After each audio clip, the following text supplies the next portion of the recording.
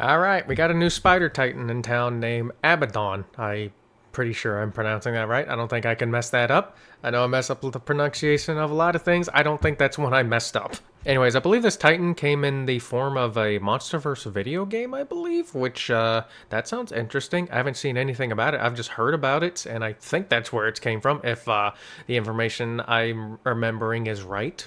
Yeah. And I've already seen some criticism because, you know, it's like, why do we have another giant spider titan when we have Scylla already? Which is, you know, a question I'd have too, but I also really like spiders, so I'm not really complaining much. And who knows, it's probably most likely different from Scylla anyways, so, yeah. Anyways, I'm curious to see, I'm curious to see the titan, so yeah, let's just jump right in, shall we? Today on Goji Center, the MonsterVerse roster of Titans has been expanded once again, with the introduction of a new Titan, Titanus Abaddon. In this episode, we'll be doing a quick speculative breakdown of what we know about this Titan, breaking down all physical characteristics, and seeing how it might fare against other kaiju like Kong. Subscribe if you haven't, and let's dive right in. To fully understand this Titan, we must first take into account certain events that happened in the MonsterVerse timeline some time ago. We are technically talking about post-2014 when Godzilla first emerged against the Mutos. Titanus Abaddon is a Titan that technically already existed in the MonsterVerse lore. The first time we've heard about this kaiju was actually back in 2019 in Godzilla King of the Monsters. But before those events, more specifically between the years of 2014 and 2019, Monarch had started what might have been the most expensive initiative of the century. I still haven't watched that Monarch that Monarch show, or was it what was it called? Pretty sure it was Monarch something. I don't know. I still haven't watched that though. I did see the scene where Godzilla fought the Ion Dragon. That was cool as hell. He really dogged the hell out of that thing, didn't he? Building multiple outposts around the world in record time, or should we say, containment facilities around more than 17 Titans that were rapidly being discovered around the world. One of these being... I'm actually really curious to see how many more Titans we have. Because, well, I do like seeing the old Titans come back from, like, from Toho and everything, and all the other eras. I do love seeing... actual completely new Titans as well, like with the Scar King, Shimo, the Mutos, whatever other stuff that is completely new. I do like seeing them. They are pretty cool though. Titanus Abaddon. Titanus Abaddon before 2019 was discovered in Wyoming in the United States. More specifically, somewhere underneath a natural landmark known as Devil's Tower.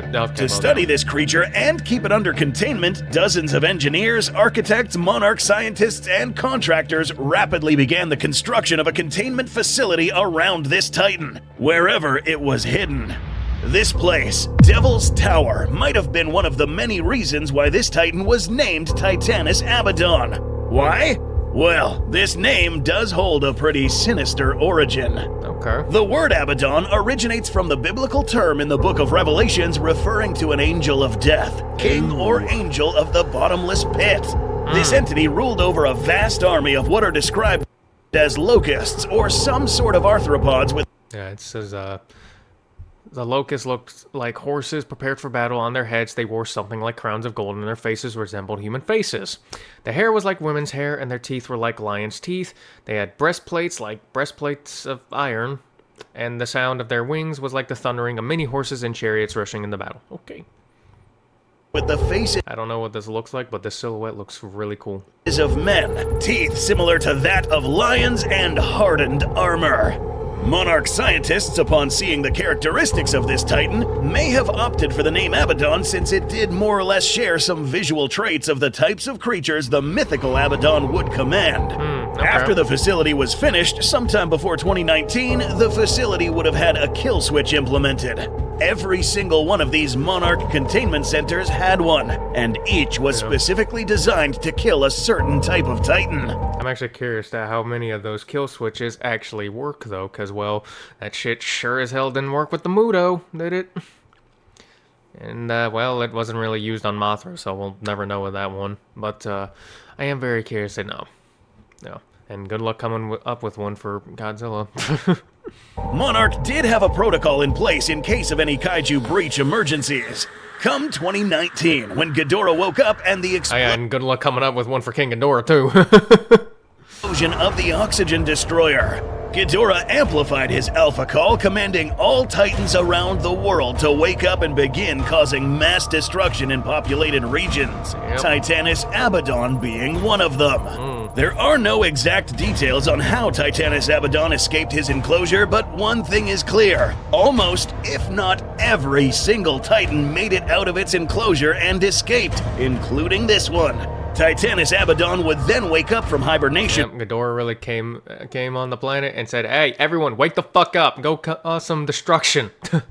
From underneath this rock formation and make its way to the nearest highly populated area. After Madison Russell activated the Orca in Boston, all Titans ceased to attack and began to make their way to help their Alpha defeat Godzilla.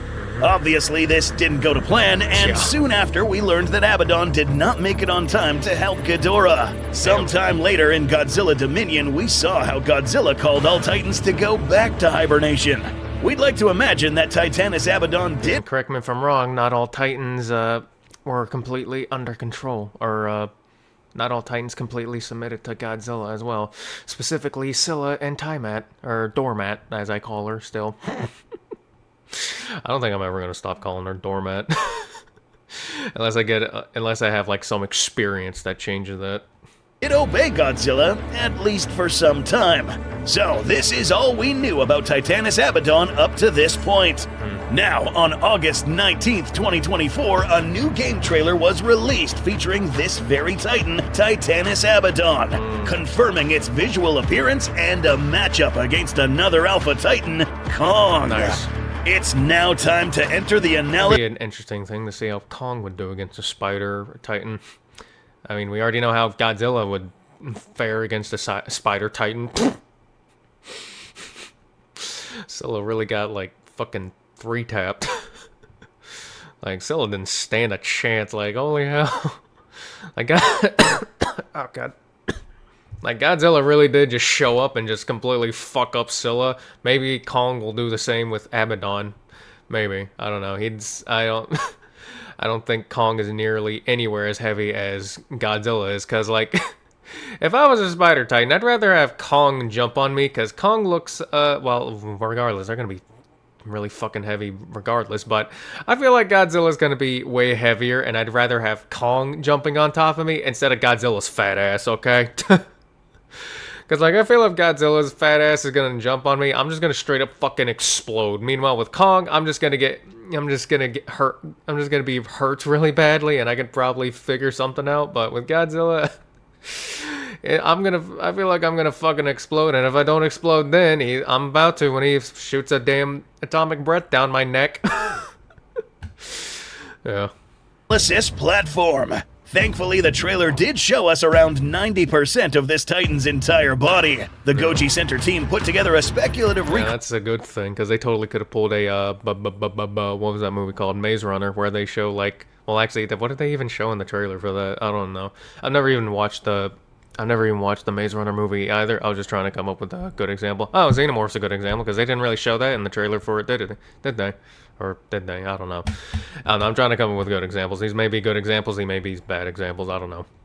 Creation of this Titan based on the footage seen in the trailer. Immediately, we'll notice some attributes that were mentioned in the biblical depiction of the creatures controlled by Abaddon. The most notable feature of this kaiju is the skull-faced formation on top of its head, technically known as a spider's cephalothorax, which houses the arachnid's brain and other vital organs such as its 8 eyes. This skull formation is reminiscent of the faces of men mentioned in Revelations 9 verse 7. Additionally, we find that as the name Arachnid suggests, this Titan does have some sort of armor covering its limbs and other body parts. The exoskeleton would be the equivalent of the question is, how strong is that armor? Iron plate armor mentioned in verse 9. Finally, another attribute borrowed from the biblical scripture is the mention of a jaw full of teeth. In the game trailer, if you look closely, you'll find that this Titan, unlike real spiders, has a jaw similar to that of most vertebrates. Tarantulas, for instance, have fangs that they use to inject prey with venom and also to tear prey apart before being pulled into their tubed mouth for consumption. Not this one, though. This Titan, despite sharing many arachnid attributes, has evolved to have a jaw filled with teeth capable of swallowing large chunks of meat and not relying on pre-digesting its food similar to tarantulas. This takes us to our next body part, the legs. True to arachnid properties, this Titan has a total of 8 legs. Titanus Scylla, for instance, had a total of 6. But are these legs more lethal? We'd like to think that these are actually quite similar. Both Abaddon and Scylla seem because like you would think that they have like some form of relation, you know? Because I mean, they are both giant spiders, you know. There has to be like some form of relation, but it could just be the fact that they're both giant spiders and that's it. I don't know, but I think it would be cool if they had like some form of relation, though. No. To have sharp tips on the end of each of their legs, using these as weapons. I was gonna just say that having like giant spiders using their legs with sharp tips on the end as a weapon was like really fucking cool. I don't know if spiders actually do that with like actual prey IRL, but I love seeing that in like all types of media though, where or not only did they just double as getting around, or not only did they just use it to get around, it doubles as a weapon. I always really like that shit. Stabbing into the soft, fleshy surface areas of big or small creatures. The tips of Titanus Abaddon, however, are particularly sharp, almost like needles. This is especially terrifying since an animal this big has no business having claws this meticulously sharp, unless it evolved to also feed on or torment small creatures such as us, humans. Yeah, here's where this gets a little dark. Again, we must make reference to the biblical passage that says that these creatures are meant to torment humanity. And in their tails, they had power to torment humanity for 5 months? 5 months straight? So, things are beginning to add up here. Seems as if this Titan has been designed well enough to terrorize small organisms such as us. Imagine a Titan with a human skull on its cephalothorax instilling terror on anything that lays eyes on it, capable of showing up to a city and absolutely destroying it. All meanwhile impaling random running humans one by one and bringing them close to his large mouth. Not wasting time by injecting them with venom and pre-digesting them. No, just throwing them in its mouth. And not only that, potentially preserving them in silk casings for later consumption. Or, who knows, instilling even more terror in the surviving inhabitants. Yeah, spiders are known for... now I'm really curious about this game. I'm gonna have to check it out at some point. Preserving prey in silk casings. In the game trailer, we do see these hanging objects that do more or less resemble dead people delicately wrapped in silk. Logically, a Titan this large shouldn't waste... Or maybe they're still alive and they're just waiting to suffocate to death. That could also be another disturbing fact. It's time and energy killing... possibility, yeah. Small creatures, since these aren't even worth the caloric output. After all, this is a Titan and would really search after radioactive sources. This tells us a lot about its character. Moving on to the psychological realm of things, it's likely that this fella, Titanus Abaddon, is actually quite smart, unlike real-life arachnids. This guy is intelligent enough to probably obsess over certain actions, such as finding pleasure in tormenting other intelligent beings, such as humans. And in this new game coming up, we'll likely see this Titan take its time chasing the main character. Again, a creature this big has no real reason to spend all its energy chasing after a peanut's worth of calories. Yeah, so basically it's just a sadistic motherfucker, I got you. Unless it's doing it for fun, or for a different reason. In the game trailer, we do notice this little guy. Proportionally small. Let's be real, if we see any one of these spiders crawling around, the whole town's gotta go. These... Yeah, if those are going around, someone's gonna have to go all Ellen Ripley. Yeah. They're likely smaller creatures that are either controlled by Abaddon itself, sending these little fellas to hunt down any stray humans that escaped in small, narrow spaces. This wouldn't be the first time we see hive mind hierarchy in the Monsterverse. In Godzilla Dominion, we find cases such as that of the murderfish controlling smaller Dunkleosteus-type creatures, and Kamazots, who also had his minions. Abaddon may have the same dynamic going on here. If not, these may just end up being the offspring. And, well, I guess Scar King doesn't really count, because he didn't really have a hive mind control of them, did he? The only thing he really had control over was Shimo, and well, based on, what we saw, it wasn't really the best control, because, well, Shimo was definitely trying to fight it. Not very well, but, you know, the fact that she could put up a fight against that and it wasn't just full on under complete control and everything says a lot. At the end of the game trailer, we do have the confirmation that this Titan will face Kong in combat. Now, note that this game takes place shortly after the events of Godzilla vs. Kong in the year 2024, meaning that Kong will briefly have to re-emerge to the surface world for reasons that will be revealed in-game. This fight will be interesting, since maybe we'll get a Godzilla cameo in this. We see Kong in this trailer without any weapons. Godzilla shows up and he's like, boy, if you don't get your ass back in that fucking hole, I'm gonna blast your ass in the fucking bits.